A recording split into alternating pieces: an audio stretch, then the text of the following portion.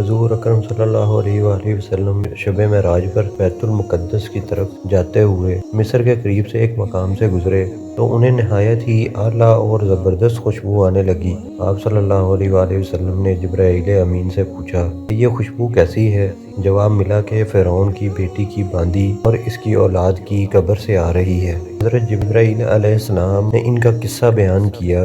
مشاطہ فرعون کی بیٹی کی خادمہ تھی، وہ خفیہ طور پر اسلام لا چکی تھی۔ ایک دن فرعون کی لڑکی کو کنگھی کرتے ہوئے اس کے ہاتھ سے اتفاقاً کنگھی گر پڑی، اٹھانے لگی تو اس کی زبان سے بے ساختہ بسم اللہ نکل گیا۔ اس پر شہزادی نے کہا، انہیں آج عجیب کلمہ بولا ہے، رب تو میرا باپ فرعون ہے، تو پھر تم نے یہ کس کا نام لے لیا؟ اس نے جواب دیا، فرعون رب نہیں ہے، بلکہ رب وہ اللہ ہے جو مجھے، تجھے اور خود فرعون کو روزی دیتا ہے۔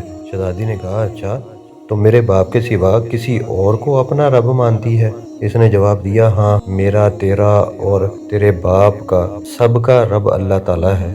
شہزادی نے اپنے باپ سے کہلوایا، وہ سخت غضبناک ہوا اور اسی وقت اسے برسر دربار بلوا بھیجا اور کہا، کیا تو میرے سوا کسی اور کو اپنا رب مانتی ہے؟ اس نے کہا، میرا اور تیرا رب اللہ تعالیٰ ہی ہے جو بلندیوں اور بزرگی والا ہے۔ فرعون نے اسی وقت حکم دیا، تانبے کی جو گائے بنائی ہوئی ہے اس کو خوب تپایا جائے، اور جب وہ بالکل آگ جیسی ہو جائے تو اس کے بچوں کو ایک ایک کر کے اس میں ڈال دیا جائے، آخر میں اسے بھی اس میں ڈال دیا جائے۔ چنانچہ وہ گرم کر دی گئی۔ جب آگ جیسی ہو گئی تو حکم دیا کہ اس کے بچے کو ایک ایک کر کے اس میں ڈالنا شروع کرو۔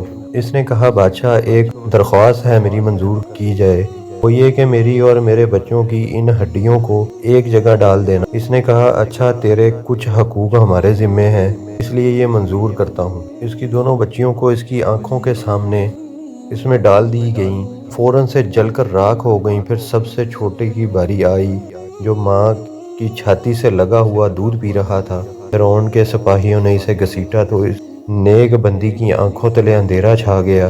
اللہ تعالیٰ نے اس بچے کو اسی وقت زبان دی۔ اس نے آواز بلند کہا، اماں جان، افسوس نہ کر، حق پر جان دینا ہی سب سے بڑی نیکی ہے۔ چنانچہ انہیں صبر آ گیا، اس بچے کو بھی آگ میں ڈال دیا گیا اور آخر میں ان کی ماں کو بھی اسی آگ میں جلا دیا گیا۔ یہ خوشبو کی مہکیں اسی کی جنتی محل میں سے آ رہی ہیں۔